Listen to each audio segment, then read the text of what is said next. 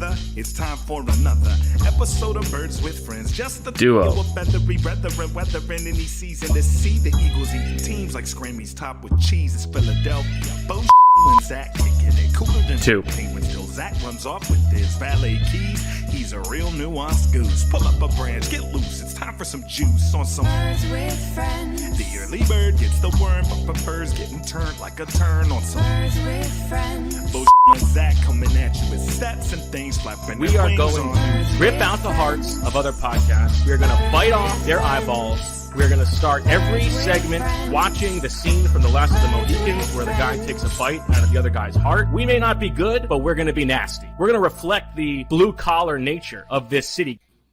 Hello, everybody, and welcome to Birds with Friends on a Sunday evening, 9:05 p.m. East Coast time. Bo Wulf, Zach Berman, Marissa Dunn here to talk about the Eagles' 48-22 donkey womping of the New York Giants. They are 12-1. They are officially headed to the playoffs with eyes on the number one seed. We can get to that. We can get to a momentous day for the offense. They set some marks for the season. They had the best yards per EPA per rush of any team in the league this season. We can get to the defensive performance. We can get to an eventful day on special teams. Lots of good stuff. Zach, how are you? Where are you? I'm doing great. I'm excited for this pod. I'm in East Rutherford, New Jersey, and the Eagles, they gave us something to write about today. 12-1, best offensive performance of the season as far as points scored. The most points scored in the Nick Sirianni era, most since that Denver game in 2017, as you recall. And it's also that period in 2017 when the Eagles, it's the first time the Eagles have had over 30 points in 3 consecutive games since that period with the, Cowboys, Broncos, Bears in 2017. So a lot of firsts today, a lot of milestones today. A.J. Brown over 1,000 yards. You had Miles Sanders over 1,000 yards, Hassan Reddick in double-digit sacks. We can go on. I mean, Jalen Hurts. Brandon Graham, 3 sacks. Yeah, Jalen Hurts, first quarterback in NFL history to have back-to-back 10 touchdown rushing seasons. So when you're playing this well and you're putting up this many points, people are getting their numbers. And the Eagles, of course, clinched a postseason bid. But as Nick Sirianni said when it was told to him after the game, he said, "Oh, that's nice," as if it's not a big deal. So a lot going on right now for the Eagles, and they will play at least one extra game this season and potentially more. Marissa, how are you? Sorry, I was muted. I'm great. Excited to hear what you guys have to say about this one. This was a fun game, but I think I have to do my duty of the chat and discuss where you two are right now, because everyone's so excited about this game, but everyone wants to know why you guys are you in conjoining rooms? Are you on opposite sides of the hotel? If you're watching on YouTube, you can see that their backdrops look almost exactly the same. So yeah, what's the hotel sitch over there? Go ahead, Zach. Zach asked if we wanted to split a room, and I said, yeah, absolutely. It's snowing here, and we still had a few hours of work in front of us tonight, so we were going to either drive back on the Jersey Turnpike at midnight, 1 a.m., whatever it may be, in the snow. There's also a nice security guard who we're holding him up from driving home. That guy is so nice, man. Yeah.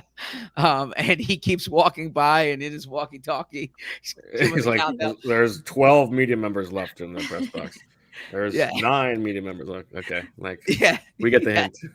Yes. So that's going on. And then the app on my phone keeps saying it's light rain, and I'm looking outside, and it's snowing, and he's saying hopefully it's not sticking to the roads the way it is to the field. So all these things converge, and we're like less than a mile from a hotel room, so we stay there. Bo's finishing his day after. We're doing the pod, but separate rooms. I'm happy to be I can be the little spoon. That's fine. There's a lot of football to talk about here, so. Okay, I mean, the chat wanted to know. What are we gonna do? Yeah, so that's what happened. So that's why we are in a hotel for the evening.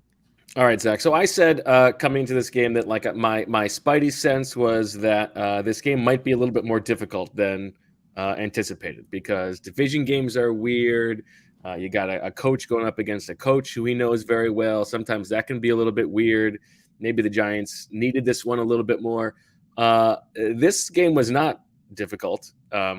From basically the very beginning, it was very clear that this was going to be a blowout, right? The Eagles come out and get a stop on the opening drive on defense, and then they have a really interesting opening touchdown drive, 15 plays with 75 yards or whatever it was, and they're throwing in all different kinds of combinations all over the course of that drive. I think it was like 12 different combinations or something like that if you count the running backs and the personnel groupings. Frank Calcaterra's in there. Tyree Jackson's in there. Zach Pascal's in there. There's a snap of 21 personnel. And it was this really like well choreographed dance, this efficient drive down the field. They had, I think, 3 first downs on the drive, but it really wasn't a difficult drive at all. And I mean, it was pretty much like they could do whatever they wanted in this game. And I think they came out with the intention to pass. Lane Johnson said that against this Giants blitz heavy, man heavy defense. They scored touchdowns on their first 3 drives. It was clear they could pretty much do whatever they wanted. And then in the second half, they're able to just run the ball. Miles Sanders, as you alluded to, had a big day. They ran for, I think, like a quiet 253 yards in this game. 192 of those 253 yards came in the second half. Let me just pull up Miles Sanders' final stat line.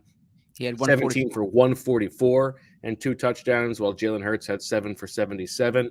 I think maybe Eagles fans thought maybe he was running a little bit too much in this game, given the flow of the game. But all told, like, did you feel like from the outset that this game was pretty much like over?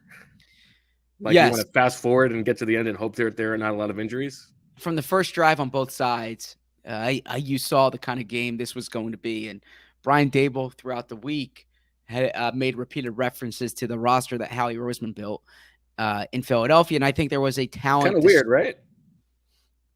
It certainly raised eyebrows. And the reason I bring that up here is because the talent disparity between the two teams was apparent, right? Like the Eagles were just clearly superior. And I know the Giants were dealing with injuries, and especially in the secondary, that was apparent. But the Eagles defensive line beat that Giants offensive line.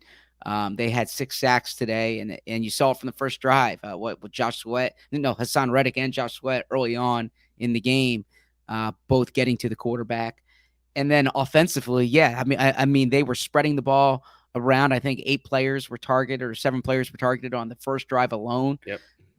They were doing that without like huge A.J. Brown, Devontae Smith production early on. And then when you got those guys involved, it started to pour, so to speak. I mean, probably literally as well. I think it started to pour as well. It was raining pretty hard on the field.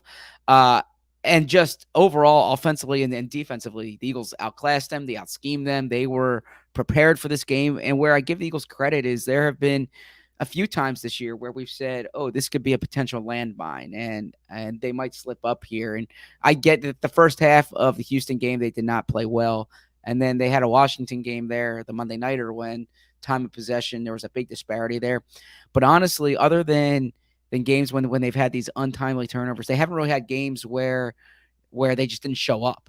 And today was an example of that. From the start, they jump on them. And when this team gets on you early in the game, they're really tough because they can run the ball, as we've seen, and they have pass rushers who can get after you. Yeah, and I think this is like, I feel like I sort of have to rewire my brain in the way I think about this team a little bit because, like, I've been saying this is the best team in the league, right? Mm-hmm. In the power rankings, they're always number 1, or at least have been since the Chiefs lost 2 weeks ago. They have like answered at every bell, but there was the little lull after the loss to Washington, and then the 1 point win over the Colts, and then like an okay game against the Packers. These last 2 weeks, it is like they have, and I don't want to be again a prisoner of recency bias, but it is like they have rebounded from that little patch and are starting to find their final form, like when you want them to be in the best shape possible. And they get Avonte Maddox back in this game. Yep. They're going to get Dallas Goedert back next week. They're going to get CJ Gardner-Johnson back or 2 weeks after that, presumably, when we can get to some injuries, some key injuries in this game. But like, great teams blow out bad teams or even okay teams. I mean, the Giants and Titans right now are in the middle of the playoff race, Yep. and the Eagles just destroyed both of them. And like, if you're talking about a team that has like answered every bell, as you said, like they are so good. They are so good in so many different ways. They are so good on both sides of the ball. Even special teams was good today, although we can get to the block punt. But like right now, if you're an Eagles fan, I feel like you're thinking, like, I wish the playoffs started next week, because the way that the team is playing right now, I don't know that they can be beat. Well said. And there's one other thing I would add to they're so good at part of this, and that's they're so good at quarterback. And I frame it that way too, because when you talk about the Chiefs or you talk about the Bills, you're like, yeah, as long as you have Patrick Mahomes and as long as you have Josh Allen, and Jalen Hurts is getting to that point because like you and I look to each other in the middle of the game. What are we going to write about? And we're not like, all right, we're going to write about Jalen, like, because it's I mean, almost, we're about special teams today, because like, what else do you say? But yeah, like you're expecting this now from Jalen Hurts, and he's making these throws in the game. He had this throw that you pointed out when it occurred to Quez Watkins, and he didn't even remember it after the game. I thought that was such a good throw. Yeah, it just happens, and then like that rushing touchdown that he had, he accelerates through. He finds the space. He's making such good decisions. He's only turned over the ball, I think, in 5 games this season. So another clean game. You have these explosive plays downfield. He's doing things so well that he's getting to the point where you mentioned him, like these teams, well, as long as so-and-so is your quarterback, you have a chance, because he's playing at that level. And then the other thing I would add too is that, Sirianni made a big deal last year when he said his teams always play best late in the year. And you could say, oh, well, that's obvious, but we've seen coaches like, for instance, Cliff Kingsbury, where the teams jump out hot and then they have a thing of regressing. And what I asked what I asked Sirianni this week, what I asked Jalen Hurts this week was, like, does this team have another gear? And what you're seeing now is they are better. They're better than right now than the team that started the season 8-0. And when they get Goddard back, this offense should theoretically be better. And as they get Chauncey Gardner-Johnson back, and right there, and then potentially if they get some rest and they're healed up and they're healthy in the playoffs, there's a handful of variables that you can say here that this team does have another gear, and we'll see if they hit it. I think your point on Jalen Hurts is really trenchant and important, because I think that goes to the rewiring of my brain thing, because I know that Jalen Hurts has been unbelievable this season, a top 2 MVP candidate at worst, right? But like, I don't think that we do think about them like Mahomes and Josh Allen, like just because they have Jalen Hurts, they're always going to have a chance. But he is playing at such a high level, and like it is beyond now the point where it's like AJ Brown, like what he brings to the offense is a perfect complement for what Jalen Hurts needed, and like the talent is so great. It's just, I mean, he's doing everything right. The throw to Quez Watkins, I thought was so good. So it was a 3rd down, I think the second drive of the game, the second touchdown drive, and there's a free rusher coming right into his face, and he steps into it and lofts the ball to the open space for Quez Watkins along the sideline before Quez is out of his break. It's not a throw that I have seen him make in my mind, at least recently. Really impressive. Even throwing on the run, he's been a little bit better at. He did miss one throw early on to AJ Brown throwing to his left, but as you said, avoiding turnovers, avoiding big hits when he's rushing. I think I was thinking, and most Eagles fans were thinking, he should have been pulled maybe one series earlier in this game, but he has been so good. And like also the ways that we talk about his personality is like sets the tone for the team.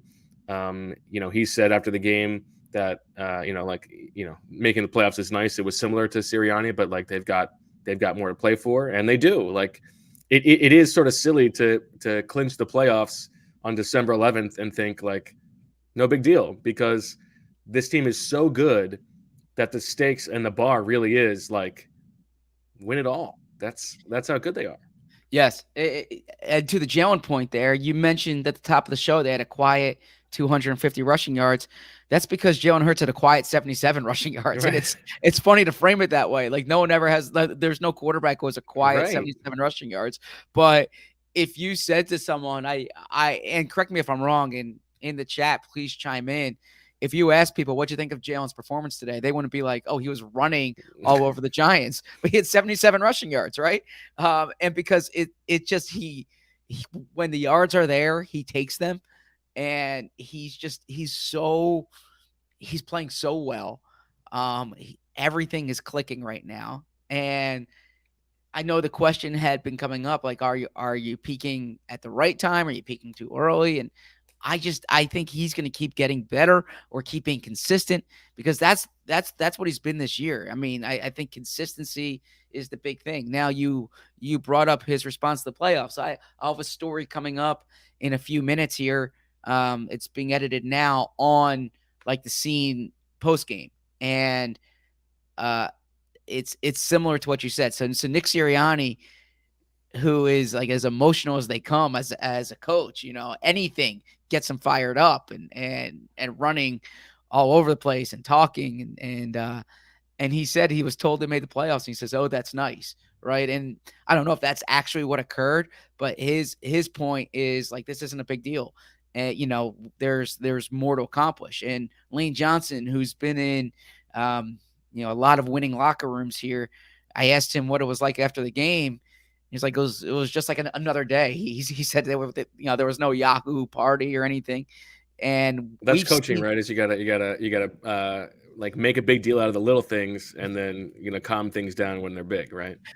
Except for the Super Bowl. That's a good point. But it has stood. It stood out to me. And you remember some of these scenes, like they clinched in Washington one year, and they had to wait for a result in a different game, and we didn't go into the locker room until that game was finalized. I think it was the Minnesota Green Bay game, right? It was a Minnesota game of some variety. And Brandon Graham was like live streaming the game. And there's other times when they've needed all these things to occur. Christmas presents haven't even been wrapped yet, and the Eagles are in the playoffs. So that's what jumps out to me. And then the other part of it too, and I kind of wrote about this, is there's this push-pull, because you should never take the playoffs for granted. Hassan Reddick is in year 6 and has never made the playoffs. James Bradbury's in year 7, has played one playoff game, right? Like the Eagles have made the playoffs 5 of 6 years, 17 of Jeffrey Lure's 28 years. So it's kind of almost expected in Philly that you're in the postseason. Well, this isn't the standard around the league to be in it. So for some guys, this is a huge deal. But then the flip side of that is they know how good this team is, and it's rare to have a team like this. So you don't want to take the playoffs for granted, but you also know that this is a team with a legitimate chance of winning the Super Bowl. Or at least playing in the Super Bowl. So I think that was the interesting dichotomy after the game. I know that in my time covering the Eagles, I've never seen such I don't know if I would use the term muted, but like a ho-hum playoff clincher. And you can say 2017, but 2017 when they clinched the playoffs was an entirely different situation, because Carson Wentz is out for the year that day. And it was like, people didn't know, it was like, yeah, they made the playoffs, but the sky is falling, right? The season was over, as we said on the postgame podcast. Yeah. So here they make the playoffs, and it's like, all right, yeah, they want to win it's one box. They want to win the division. They want to win the Super Bowl. But how many Eagles fans before the season would have considered clinching the playoffs to be a big achievement for this team? I would guess many. Let's, I guess, keep it on the offense before we move on. Although I don't really know what much there is to say about the defense, but we can get to that after the break. 48 points, as you said, highest points per drive of the season, 4 points per drive. Highest EPA per drive of the season, 1.95. Highest EPA per play of the season, highest yards per rush of the season, 8.2 yards per carry in this game, which is wild. Highest EPA per rush of any team in the league in a game this season. I mean, fantastic. They were they perfect in the red zone? I guess they missed one in the red zone. I mean, they really could do whatever they wanted in this game. Yeah. 3 for 4 in the red zone. 6 of 11 on third down. It wasn't even like this was a big situational game because they were just really doing whatever they wanted. Now, like, there are some contextual things that we should probably just check the box on. Like, the Giants are very shorthanded. They're not a very good defense to begin with. I think, as we talked about, 28th in DVOA on defense. But like a performance like that, you sort of throw those things aside. Like, it's not like they just skated by. They were able to do anything. And like there were a couple other throws from Jalen Hurts we haven't even talked about. The third down on the opening drive to Devontae Smith, that like pin perfect throw in against really good coverage, was really nice. I mean, the AJ Brown touchdown was very easy, but I mean, I don't know what else there is to say. Like, the offense is so good. And I know that there are some people who want to now have the Miles Sanders conversation. So let's have the Miles Sanders conversation. Zach, what did he say, first of all, about crossing the 1,000-yard plateau and a big day for him? Yeah. So he was, very thankful to God after the game about reaching 1,000 yards. He gave credit to the offensive line. It was brought up to him about the fact that he wasn't top 10 on the Pro Bowl balloting last week, and he said hopefully he doesn't play in the Pro Bowl this year, because that would mean they make the Super Bowl. He was asked if he's thought about, and I should say, by the way, that I was not in on Miles Sanders. I watched it, so this was other reporters.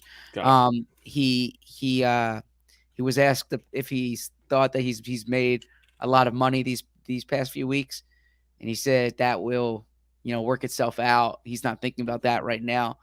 But Sirianni said a loaded free agent running back class, yes, but and a draft class, but it's gonna be interesting because he's playing his best ball right now. And Sirianni says it's a both and, right, in that he's healthy and he's playing better. And Miles saying he's clearly running better. The Eagles are treating him almost like a workhorse back. He had that big run late in the game. He's getting volume. He's getting yards. He's getting tough carries for them. So he's giving them everything they could want. Now, to Bo's point here, and I still think Miles Sanders is a good running back. I stand by that. I don't know how a replacement level running back would fare behind this offensive line and with Jalen as your quarterback, right? Like, if you were a defense right now, I don't know I don't know how you're trying to stop this team. You got to worry about Jalen. Okay. You got to worry about these receivers on the outside. Okay. You're going to have a hard time getting significant pressure against this offensive line unless you just beat someone one-on-one, but it's a really good offensive line.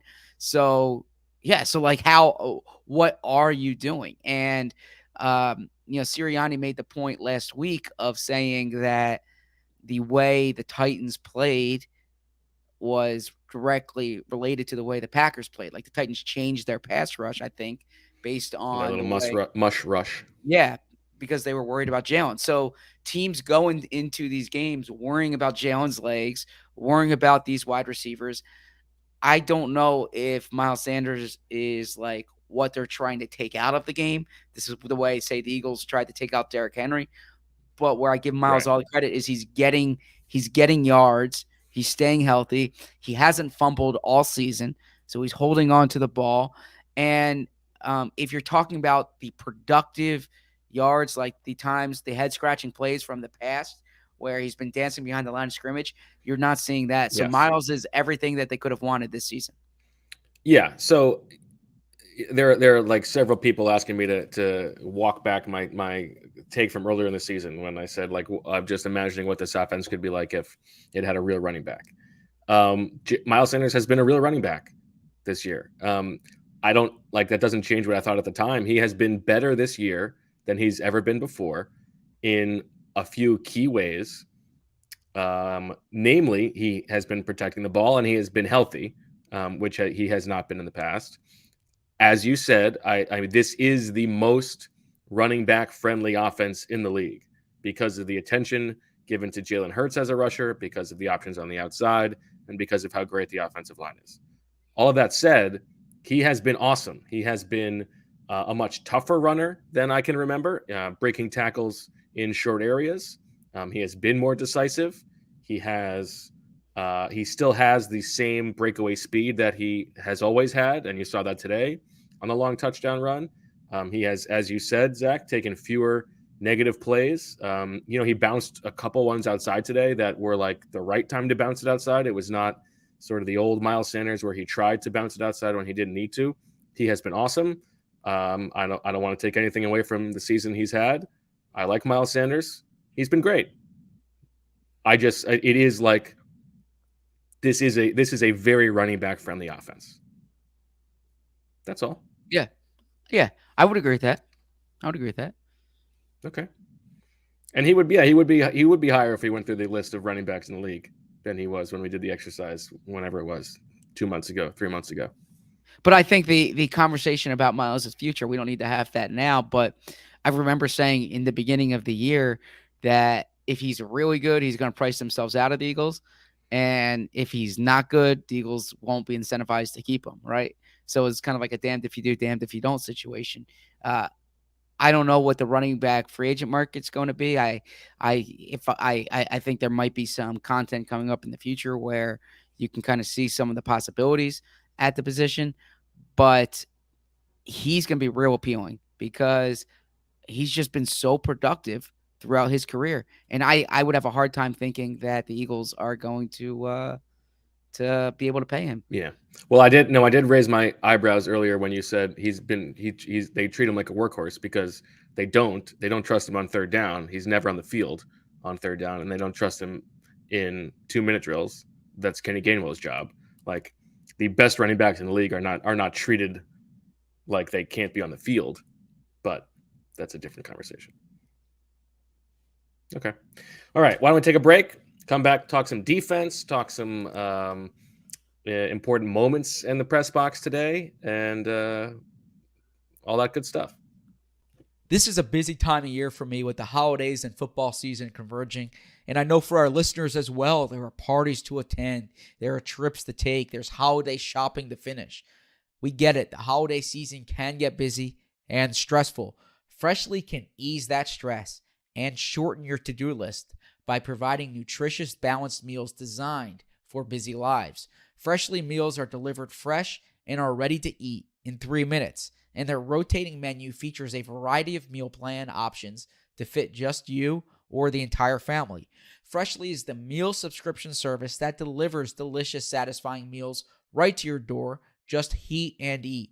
No cooking or cleanup required. What I like about Freshly is it gives you more time to enjoy the holidays instead of just cooking. And it fits all the hosts on this show and all of our listeners because it can be gluten-free or dairy-free. It can be vegan or vegetarian. You can focus on low carb, or it can have your favorite dish for the holiday season. And if you have fun holiday plans, you'll have time to thank Freshly. The holiday season can get hectic with parties and extra commitments. Let Freshly help because they have a nutritious meal plan you'll actually like.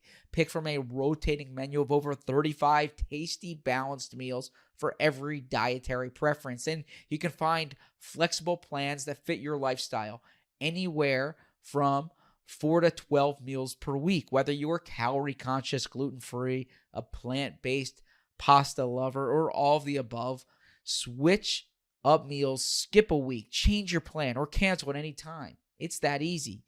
You can skip the frozen aisle and let Freshly cook for you. You can chill, heat, and enjoy. Toss your meals in the fridge, then heat them up, and they're ready to eat in just 3 minutes. No cooking, no dishes, no lost time. Simply heat, eat, and repeat. And now, get $140 off your first 5 orders. Make mealtime a little easier this holiday season and let Freshly take care of the cooking for you. Order today and get $140 off your first 5 orders at freshly.com/birds for a limited time. That's freshly.com/birds BIRDS for $140 off your first 5 orders. The weather's changing, but you know what hasn't changed for a long time? Your underwear.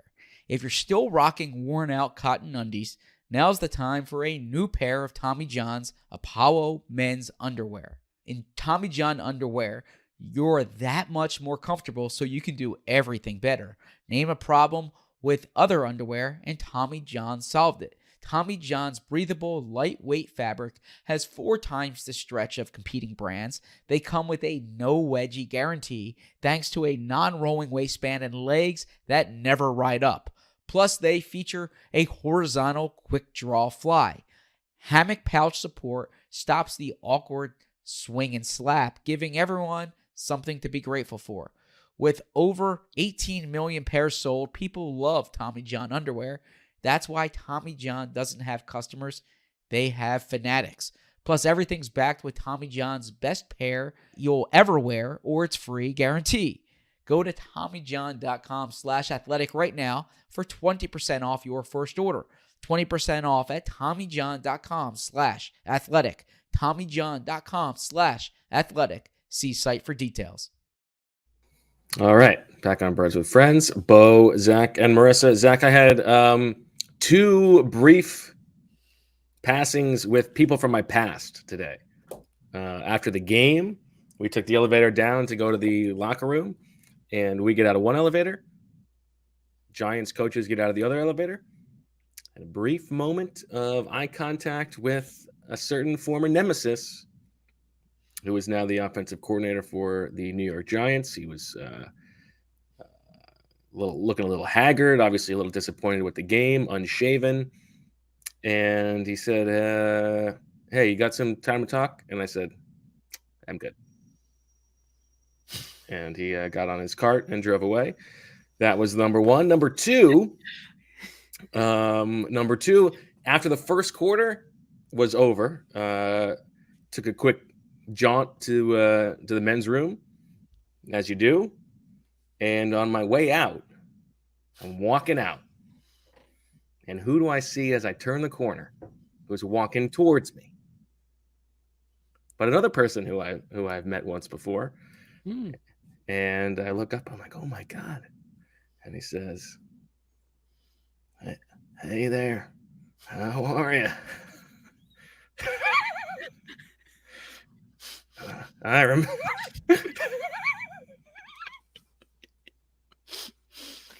You gotta tell people who it is. Can I tell people who it is? Yeah, go ahead. It's the 42nd president of the United States, Bill Clinton. Yes. Yes. Bill and I. He says, I remember you. By the way, why did President Clinton, get second billing to Mike Kafka in this? I would think a bathroom interaction. I thought you were kidding. I'd have built it up. Like going to the same bathroom you were using. Without a Secret Service escort, he was holding hands with what must have been a grandchild. Although, I mean, I hope that's what the deal was.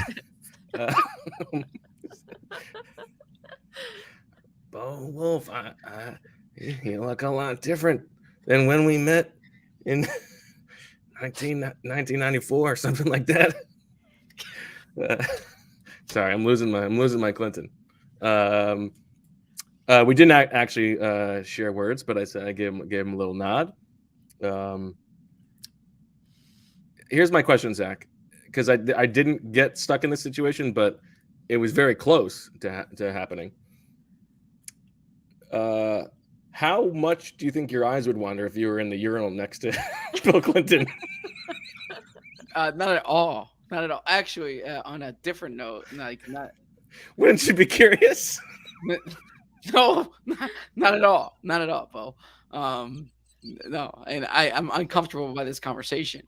I thought where you're going with it is this, like a pet peeve of mine is the urinal conversation, right? Like I think like eyes straight ahead, no words. You can have conversation when you're at the sink, but I don't like the urinal conversation, right? Yeah, neither do I. Yeah. And so Even worse is So the. would you is have the- waited for the sync to have a conversation, Zach? yeah, I probably What would you have said to him? You love the West Wing? um, I don't know. Maybe it would have. I probably would have done small talk, Arkansas basketball or something of that nature, right? Okay. Yeah, I wouldn't have gone. I wouldn't have gone political. You don't talk religion, politics, or money, right? So I would have stayed away from It's that. a president. You can talk politics. Yeah, I probably would have made some type of reference to You would have said, Arkansas, "Hey, Bill, to the do game. you ever have a problem with that awkward swing and slap? Because boy, do I have a solution for you." Tommy John. I would not bring that up. I believe his son-in-law is an Eagles fan. So, I was just gonna ask what team he was supporting. well, he was supporting the Giants. He had a Giants hat on, Bill Oh. Clinton. But Oh, not when I saw him. Must oh, have put it really? back on. yeah, pregame he had Giants hat on. But I think his son-in-law is an Eagles fan. So curious about that. But no, I very much don't like the urinal conversation. And actually, I was at the urinal today and the next urinal over was someone I used to was like a writer I used to work with in New York, and I didn't want to say hello until the sink, right? Because Yeah, I think that's appropriate. yes, so Every now and But- then you get the even worse, like someone's trying to talk to you from the stall, yeah, and you're not in the stall. Like, focus on what you got to do. Let's table this for later, please. yes, yeah. But it's like the one situation where I'm ruder than I would like to be, because I don't maintain the conversation. Like, I will just answer the question, or if someone says hi, I'll say hello. But I'll usually say nice to see you to somebody, but I won't. I probably won't say I don't say nice to see you at the urinal. I just say hi. Yeah. Yeah, I think that would be an inappropriate thing to say Yes. at the urinal. Yes. Okay. Now, were you? I didn't know that he was there until you told me. So it would have been even more of a bizarre experience if I had that passing without knowing that he was in the building that day. I have you the go. binoculars out pregame, so I'm checking out. I'm trying to see who's on the sideline, and when you see the 42nd president of the United States, it catches your attention. All right. Okay, I guess we can talk defense now, Zach. I mean, the Giants really were bringing nothing to the table in this game. They scored 22 points, but 7 of them came after the block punt, and then the other ones came basically when the game was decided. Daniel Jones, 18 of 27 for 169 and a touchdown. Saquon Barkley did play with his neck injury, and boy, what a difference he made. 9 carries for 28 yards. Didn't really have much going. Eagles had, 3, 4, 5, 6, 7 sacks, 3 of them from Brandon Graham, 1 each from Fletcher Cox, Milton Williams, Hassan Reddick, and Josh Sweat. They were not really tested in any way. I don't really know what else there is to say about the defense other than they were just clearly like the better unit on the field, and the Giants are not very good at the moment. Yeah, I mean, they're not giving up big plays. Now Saquon Barkley was banged up here. That's the offensive threat you were most worried about. So they weren't running the ball well. They were prepared for Daniel Jones's legs, I believe. Daniel Jones really didn't hurt them there too much. They didn't have the weapons on the outside. But then the big thing is, the Giants aren't too banged up on the offensive line, right? So you didn't know how they would fare there. And the Eagles were just better than them at the line of scrimmage. And part of that too is game situation. But it's not entirely game situation, because the Eagles were getting to him early in the game, right? Giants had the ball first, and Eagles had a sack on the opening drive. I believe the Eagles, with their performance today and the Cowboys' performance today, overtook the Cowboys for number 1 in the NFL in sacks. So the Eagles at this point are first in sacks, and unless there's been a change in this, first in takeaways. And that's a really good combination. It's hard to pass the ball on them. We'll see. Next week's going to be a unique test against Justin Fields, who can affect game plans. But they're just a really well-rounded defense. and I don't want to jump on your storylines here because I imagine it's something we're going to get to, but they were down to their third string safety today, and they were still able. It's something to be concerned about, but it wasn't their major Achilles heel, right? So something to watch there. But overall, I just think this pass rush is what jumps out to me. They are menacing. Hassan Reddick, by the way, if we can spend like 30 seconds, a minute on him here, he is he's exactly what they signed up for. He's a difference maker around the edge, and I know he's a unique player in that there's parts of him that he's not your prototype at that position, but he's had double digit sacks now 3 consecutive seasons, and he thinks that I was talking about this after the game. He thinks he deserves recognition, as one of the best pass rushers in the league, and the sack numbers during the past 3 years would support it. And so this is exactly what the Eagles paid for. They paid for someone who would affect the quarterback around the edge. He's done exactly that. And then you add in the fact that now they have this rotation there. Brandon Graham has 3 sacks. He's a backup in this game. He's your backup edge rusher. You have, Josh Sweat matches a career high with 7.5 sacks, and he's been coming on of late, and he's been playing well. I know Brandon Thorne had something recently where he was ranked among the top 10 edge rushers in the league. They're good, and they're getting better. BG is up to 8.5 sacks now. I told him I talked to him briefly after the game because when we did the Eagles Esoterica earlier this year on him naming all the quarterbacks he'd sacked, he had 1 3-sack game in his career. It was against Luke Falk, and he made a point in that conversation to say he was hoping to get another one this year. Well, he got it, so he was happy to be reminded of that, and then said he was just thinking if this is the year I get 10 sack or get to double digits, which he has never done before, and that's been a thing. He's 1.5 away. He's just God works in mysterious ways. If it happens this year when I'm not even a starter and I'm coming off an Achilles injury, maybe not going to get to be back to myself to get 10. It's great. So for the man of the year, you got to feel good for Brandon Graham.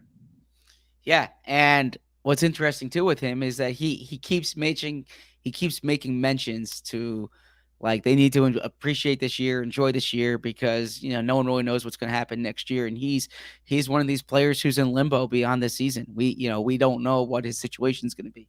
If he has his most productive sack year in that situation, maybe he does have another year here, another 2 years here, right? It's certainly something to be mindful of. Yeah. All right, let's talk some big picture things. In terms of playoff seeding, if we can bring up, because Deniz is all over it. It is after all Denizember.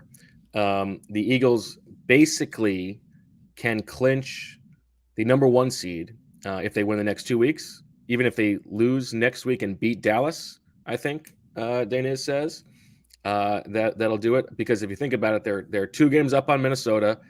3 effectively because they have them head to head, and right now it was very close to Dallas having lost today. That was a big swing here, but so now they're, as you see on the screen if you are watching, and if not, it says the Eagles can clinch the NFC East by week 16 if they beat Dallas, regardless of what happens next week, or if they win twice at Chicago and at Dallas. Hold on, that doesn't make sense. Wouldn't it be? Oh, no, I see.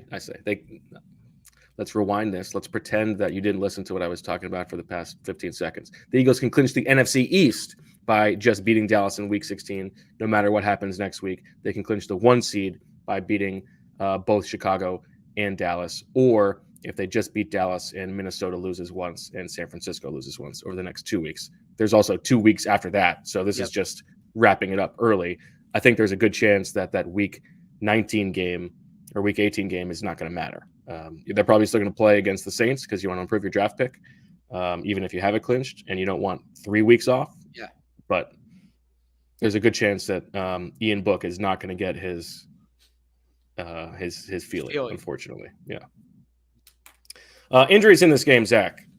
Reed Blankenship suffered a knee injury that knocked him out of the game. He had to be carted off. That is pretty significant for the next 2 weeks. That would mean that Kayvon Wallace has to play safety. Now, Josiah Scott played a lot of safety in the summer, has been mostly working as the nickel, but with Avonte Maddox back, you would imagine that he can spend some time back there. Those are the only people on the active roster that they have left. Marquise Blair is on the practice squad, and I think some people have put the dots together that Anthony Harris was released by the Broncos a couple weeks ago, or a couple days ago, rather, and so he would be a possibility to return if they need an emergency before CJ Gardner-Johnson gets back in 2 weeks. Do you think they would just promote Sachere, or do you think Sachere too? Yeah, to the 53. Yeah. So I don't know what direction they'll go, but that is a notable injury. And I didn't get a chance to talk to Reed Blankenship after the game.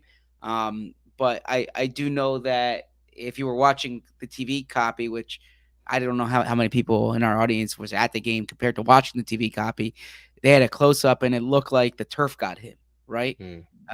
Bad field. Bad field, exactly. So it is something I'm curious to talk to Reed Blankenship about because he got carted off, and then I think one of the more interesting injuries, I think you're about to mention it. Is that right? Yeah. Well, very quickly, Kyron Johnson also suffered a shoulder injury. He is out, or he was out immediately. I think if he's down, they'll just promote Christian Ellis because he's been so good the past 2 weeks. Might as well. But then the big one, Aaron Siposs on the one bad special teams play of the game. Jalen Hurts takes a sack at the 2-yard line, backs the punting group up into the shadow of their own end zone. Punt gets blocked up the middle.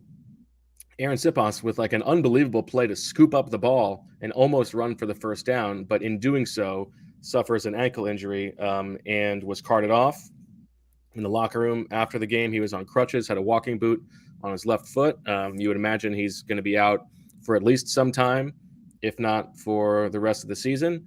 And that means the Eagles got to go hunting for a punter. I did my little research, reached out to the Puntalytics guys.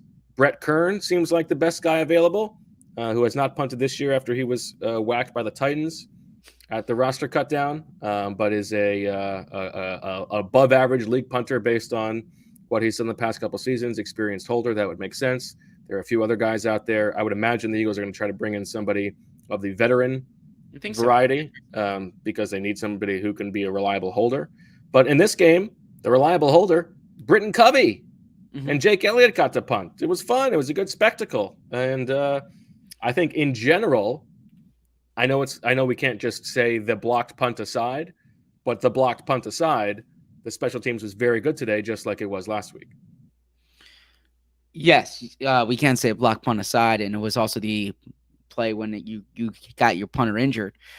But no, you are right. The return game was good. The coverage unit was good, and I give them a lot of credit for how they responded to the injury. And Bo is writing his day after on this, and I was in on Sirianni, so I wanted to help out Bo, and I should have phrased my semantics better because I asked Sirianni what it was like scrambling on the sideline after Siposs's injury, and Sirianni said scrambling is not the word, is not the right word, because he said they were prepared for that situation. And I'm looking forward to reading your story because it certainly sounds like this is something throughout the week they work on contingencies in case something like this occurs. Yeah, Covey said he, they had like sort of pseudo tryouts back in OTAs, and he showed his stuff then. He was the backup holder during his time at Utah, never got called into action. He was a holder in high school. This is an obvious, Coveyism. The more you can do, he's willing to do it. And so he took on that mantle.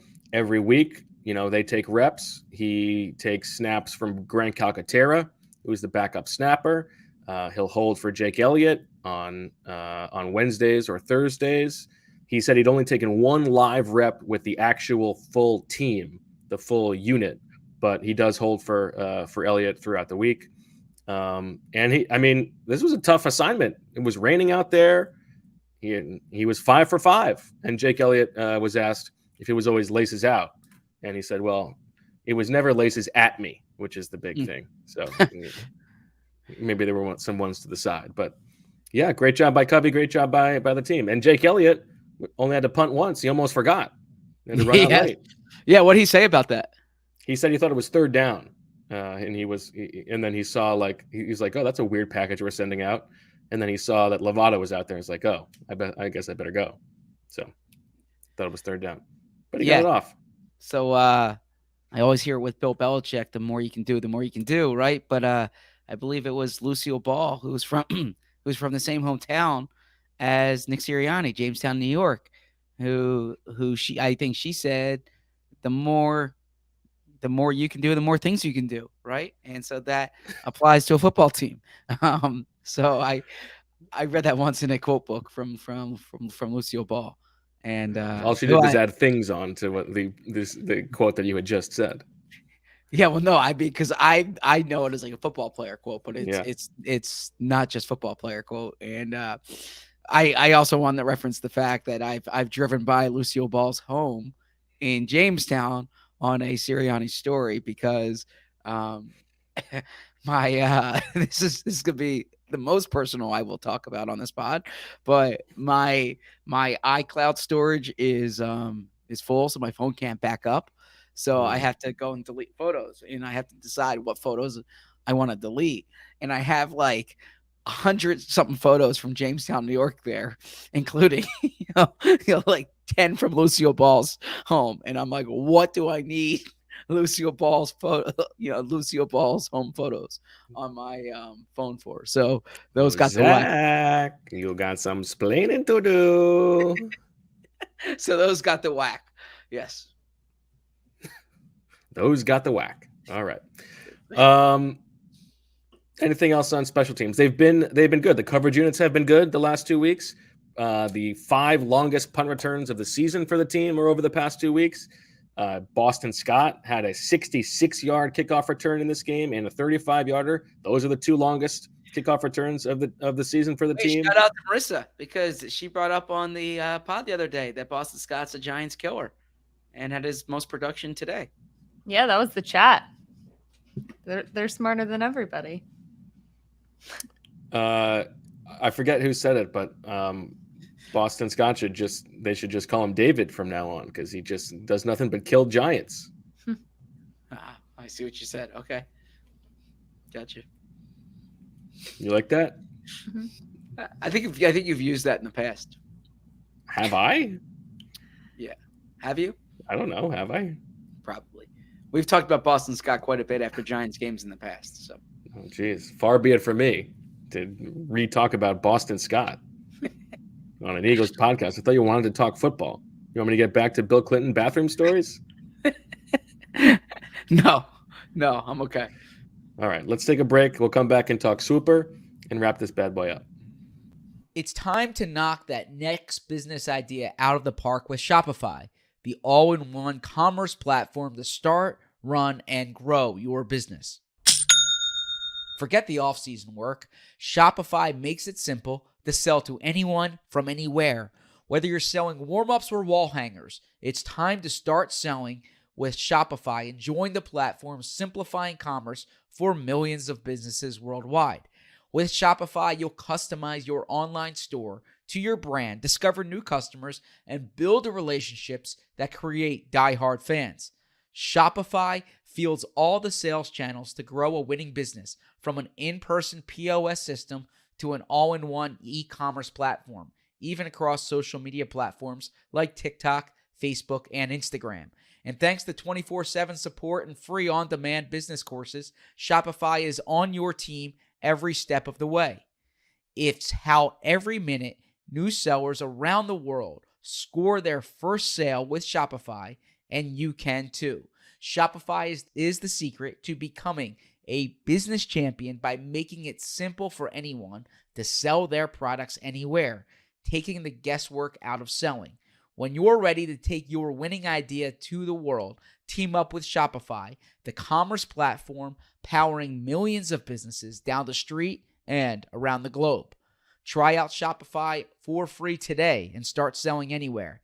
This is Possibility powered by Shopify. Sign up for a free trial at shopify.com/birds, all lowercase. Go to shopify.com/birds to start selling online today. Shopify.com/birds.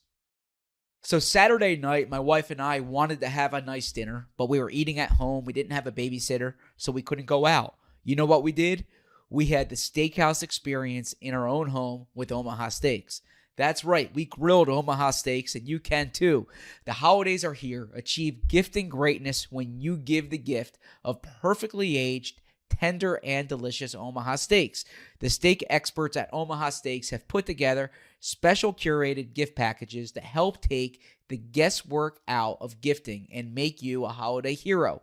Go to omahasteaks.com and use code BIRDS at checkout to get $30 off your order. Send an assortment of mouth-watering favorites guaranteed to impress, like the legendary Butcher's Cut Filet Mignon, air-chilled boneless chicken, ultra-juicy burgers, and even easy-to-prepare comfort meals that are ready in a flash.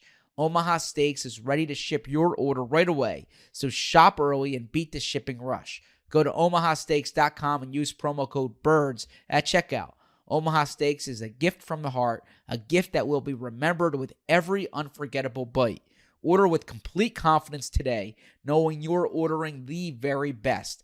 Visit omahasteaks.com, use promo code BIRDS at checkout to get an extra $30 off your order. All right, back on Birds with Friends. Bo, Zach, and Marissa. Hey, Zach, the touchdown pass to Devontae Smith on 4th and 7 we had talked about early in the game. What'd you make of that play? Because it looked like, the Eagles got a little lucky on that play. Julian Love, the Giants safety, instead of either going up for the interception or what he could have done, just tried to lay out Devontae Smith, sort of goes behind him for the interception, runs himself out of the play. Could have been a dangerous throw, but the Eagles got the better of it. I think you explained it well. I thought Love thought that he was the center fielder making the catch, right? And in a certain respect, it was comparable to the Vikings-Saints playoff game. Stephon Diggs' touchdown there, and Marcus Williams on the play. It certainly looked like Love, who was tracking the ball, thought that he was going to camp under it, and then Smith just fell into Smith. And I like the decision on that play by Sirianni, because some coaches might have punted there. 4th and 7 at the 41, or was it the 38? What was the yard line? I know it's 4th and 7, but I have two numbers in my head, either 41. 41. Yeah. Okay. Yeah. So some coaches would have punted there, and I like the decision to pass it. I like the decision by Hurts there in that case. You say it's a dangerous throw. Honestly, it's probably no different than apparently a punt. He checked that play pre-snap. Yeah. I saw in NFL Next Gen stats that the Eagles have the most go route touchdowns this season. That was an example of it. But if that gets picked, it's probably comparable to a punt, right, in terms of the net yardage. Yeah, but worse if we threw him into a big hit. That was that's true too. That's true too. That's a good point. And I thought a hit might be coming on that play. So did I. But pulls it down. Yeah, sometimes it's good to be lucky. And I don't know if you would call that lucky, but Hurts put it in the right spot. They have a touchdown for it. And I think the game was kind of over at that point. I learned something about Jalen Hurts in the locker room today that I did not expect. This caught me off guard. He and AJ Brown were talking about the one miscommunication they had in the third quarter, I think, when it was 3rd down in the red zone and Jalen Hurts threw the ball inside. AJ Brown went outside. Looked like they were not on the same page. And they were like jokingly going back and forth about the play. And it sounded like, Brown ran the wrong route. But Hurts said, and I wrote this down because it really caught me off guard. Good little insight into the way that, Jalen talks to his teammates instead of the way that he talks to us. Mm-hmm. He said, "What do you think? I can rewind time Click. Adam Sandler, that MFer? Would you have guessed that Jalen Hurts has seen and could reference the Adam Sandler movie Click so quickly? That's a great reference, actually. I wish Jalen showed that You person. think I could click that MFer? I wish Jalen Click Adam Sandler, that MFer? Yeah, I didn't think he had that in him. I've seen that movie. I saw it in theaters. I remember seeing it in theaters, or in a theater. I didn't see it multiple times in theaters, but that would not have been my first reference with like stopping time. So, yeah, I think of the DuckTales episode. You remember that one? Where Scrooge McDuck. I probably missed that one. Yeah, so that's my time stopping reference. But gotcha. I probably would have gone with Saved by the Bell. You know, where he does the timeout. Zach Morris does the timeout, and then he. Oh, that's good. Okay. Narrates. Yeah, I think of my generation. That's probably what comes to mind. I wish I could Adam Sandler this MFer and take back that one read of Deniz's playoff scenarios. That shouldn't keep you up at night. Oh, it's not going to keep me up at night. I'm just okay. To me, Adam Sandlering an MFer is like doing a Happy Gilmore golf swing. If you told me you were about to Adam Sandler something, that would be my either that or I would guess that it means wear a hoodie and shorts outside in cold weather. I think there was another Adam Sandler reference today in the locker. Yeah, post game. Okay, big Sandler day. Wasn't Sandman. directly related to Adam Sandler, but Miles Sanders, he did a Waterboy impression after the block he put on because he is mic'd up this week, and he hopes that is caught on mic'd up. What was his Waterboy impression? I honestly I need to go back and see the play. I think he had a real nice block on a Hurts run. Okay. And he like screamed like Bobby Boucher does, I guess. Okay. But yeah, he referenced Water sucks. He referenced Waterboy. Marissa, what if you found out that if someone told you that Michael Dunn Adam Sandler today, what would you think that meant? Not something golf related because he's not good at golf. I have no idea, honestly, but I have seen Click. I've seen like no movies. Like my movie knowledge is terrible, but I have seen that one, so I did get that reference. So yeah. Is that a Kate Beckinsale joint? Does she play the wife in that? Don't remember. I saw Kate Beckinsale's name in the comments, so I imagine so.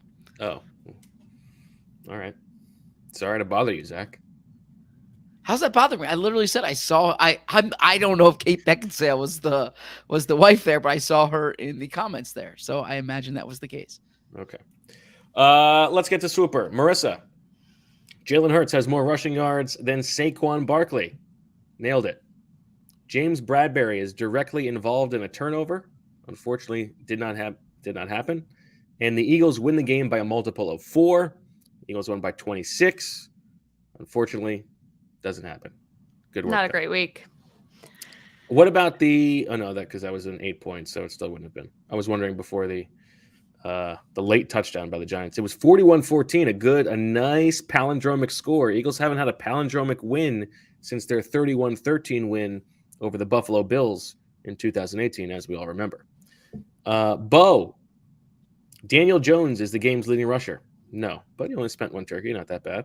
Exactly one of the following 3 things happened. Janarius Robinson is active. Did not happen. Tyree Jackson gets his first target of the season. You would have thought that, Gardner Minshew could have thrown him one late in this game, but it didn't happen. Cam Jurgens also did not get his first target of the season, so that didn't happen. There was a special teams touchdown or special teams play in which a team advances the ball into the other team's red zone. The block punt certainly would count for that, so that's 1. The Eagles offense has more accepted penalty yards than the total number of turkeys bid on this item by all 3 players.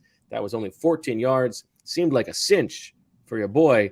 But the Eagles, after their many offensive penalties last week, they were only penalized twice in the entire game on any side of the ball for 9 yards. So good job by the Eagles cleaning things up. So Marissa and I tied with 1. We move over to Zach. A.J. Brown reaches 1,000 yards receiving for the season. Bang. Miles Sanders reaches 1,000 yards receiving for the first time in his career. Bang. The Eagles have at least twice as many sacks as the Giants. Jalen Hurts was sacked, or I guess the Eagles were sacked 4 times. Oh, so it didn't hit. I thought maybe you did get this, but you didn't. However, the broadcast did not show a photo of Jalen Hurts and Brian Daboll, but you did spend 32 turkeys on the Eagles winning the game. You get those turkeys back. You win this week, Zach. Congratulations to you. I'm Thank proud you. of you, Zach. Thank you, but still have a long way to go. And last week is yesterday's news now. So I got a did. lot- I did get a lot of comments that me and Zach are really messing up because we should be like at the end when we were both bidding turkeys, we should have like worked together and not spent turkeys and had turkeys to carry over. You should not be colluding. You should be playing the game like it's meant to be played.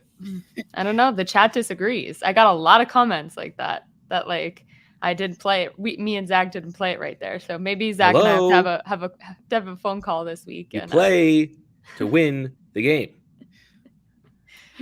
But I would counter the chat by saying that in the spirit of the game, if Bo doesn't win, I want Marissa to win.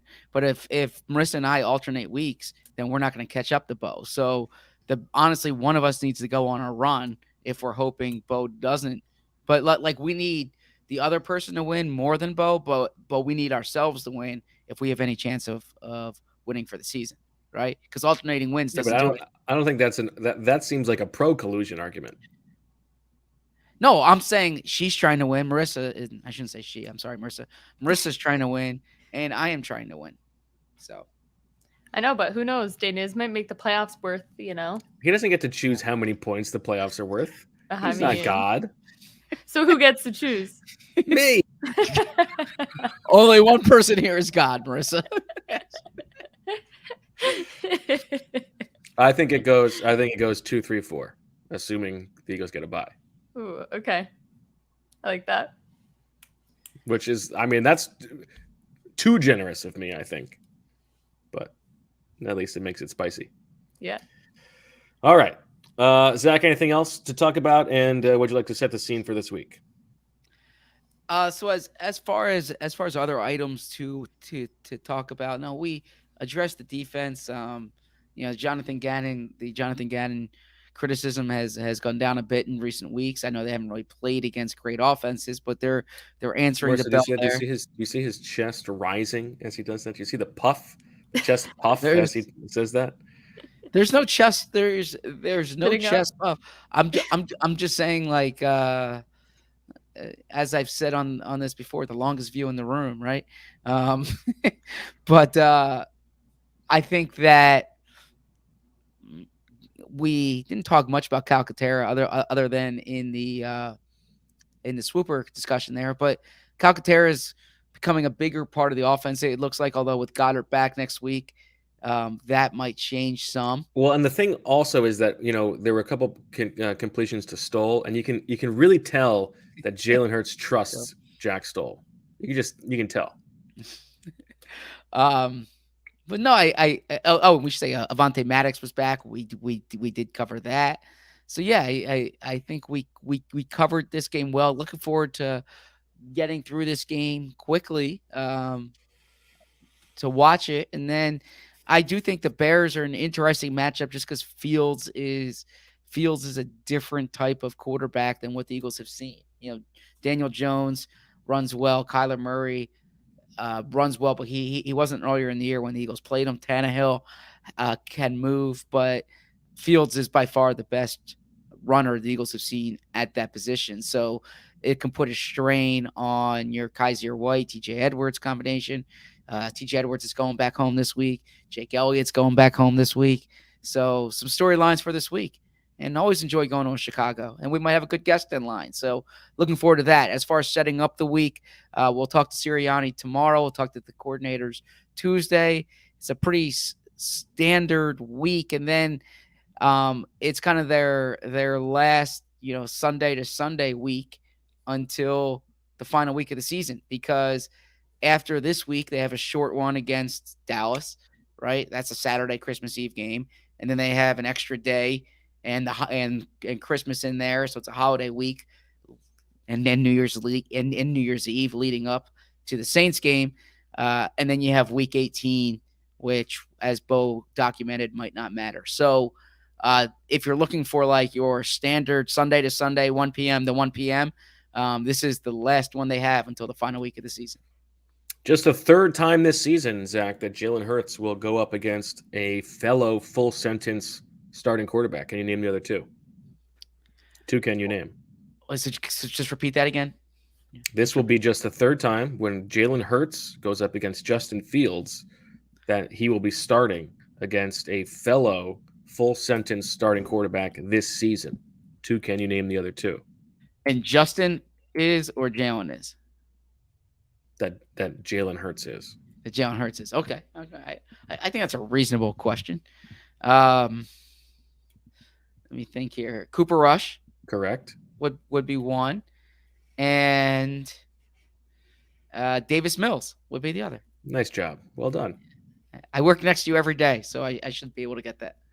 Not every day. Okay. I mean, you're sleeping next to me tonight, judging by the video. I'm not sleeping next to you tonight, though. Yes. A little Mr. Talk. Well, there was, if I can give a little behind the scenes, when we were discussing what to do here and we saw the snow coming down, and I said, should we get a hotel for the night? And Bo said, well, not with each other. And I said, that's not what I was suggesting, Bo. Yes. If you guys had to, you wouldn't share a room? Well, I mean, define had to. Like the other hotel was like 30 minutes away. Like there was one room in this hotel. Yes. One room. I would have driven to a different hotel. Yeah. Wow. Yeah. Honestly, like if it was like a real situation we couldn't avoid, then sure. Yeah, exactly. But I mean, it seems implausible. Also, the purpose of this was to be more efficient for our work. Was Bo needs to finish writing. We have our podcast to do, right? Like if we were driving 30 minutes to a hotel, we would just drive home. 2 hours home. Yeah, exactly. So we literally left the stadium, got here 5 minutes later. We're much more efficient now than it would have been. We would have been leaving the stadium. I mean, Bo hasn't finished writing yet, so we would have been leaving the stadium in like an hour from now, and driving overnight. Yeah, so this just made more logistical sense. Yeah. All right, that'll do it for this episode of Birds with Friends. The Eagles 12-1, sight set on the number one seed in the NFC, although the Cowboys are still there. The 49ers look good with Brock Purdy. Might be the best quarterback they have on the roster. Well, you were all over Brock Purdy, by the way. I was trying to find content that we wrote. It was in Birds with Friends, where both of us actually, I think, talked. Yes, we both said we liked him as our late round sleeper. We weren't writing it, but Bo's documented on Twitter. If you search at Bo_Wulf and Brock Purdy, you see a few Brock Purdy tweets leading up to the final rounds of the draft. Did I tweet about Brock? I remember I put him in the list, that rundown of like the precedents of the Pro Bowlers, but yeah, it was. Let's see here. It was asked like, what quarterback should you watch out for as undrafted quarterbacks for the Oh yeah, I kept this saying was before. This was before he was Mr. Irrelevant, but he was the first name you kept mentioning. Yeah, I liked Brock Purdy, but I mean, I can't say I thought he was going to be a stud, but I liked him. His family reactions was the best. That's what it's all about. His dad crying in the stands. That was really cute. Of course, I shed a tear watching that. So, and his brother Chuba is at Nebraska, right? Chuba? Yeah, Chuba. Would you pronounce that Chuba or Chuba? I go. Either way. Okay. So for Chuba Purdy and Bill Clinton and Bo. And Jalen Hurts, by the way, didn't mention his outfit tonight made him look like a member of the Heart Foundation. He had the pink with the black. Good look. He said that? No, he didn't say that. I said that. Oh, you said that. Okay. Okay. Yeah. Could you I mean, pull he off? was- Yeah. Could you pull off that jacket? I mean, know that jacket, no. But could I pull off one that color. fit me? Yeah, that color. Could you pull off that color? Yeah, I could pull off pink. That wasn't pink. That was more like a magenta. Is that the right? Looks pink to me. No, it was like a hot pink. Like I think pink is like a lighter hue. I think it was like a hot pink. Yeah, I think of. Yeah, I think All of a sudden, hot pink is not pink. Yeah, I would go more pink. Okay, all right. Sorry, sorry. Carl. Fuchsia. But just because you're a hot Zach doesn't mean it means you're not Zach. No, you know what I mean. Like when I think of a pink, I think of a softer pink. It's not worth discussing at 10:20. You win. It was pink. Okay, I'm not fighting you there. There you go. Thank you. Concession accepted. Okay. For Zach and Marissa and Bill Clinton. We thank you for listening. We will talk to you later this week. And as always, before we Adam Sandler this MFer, we love you.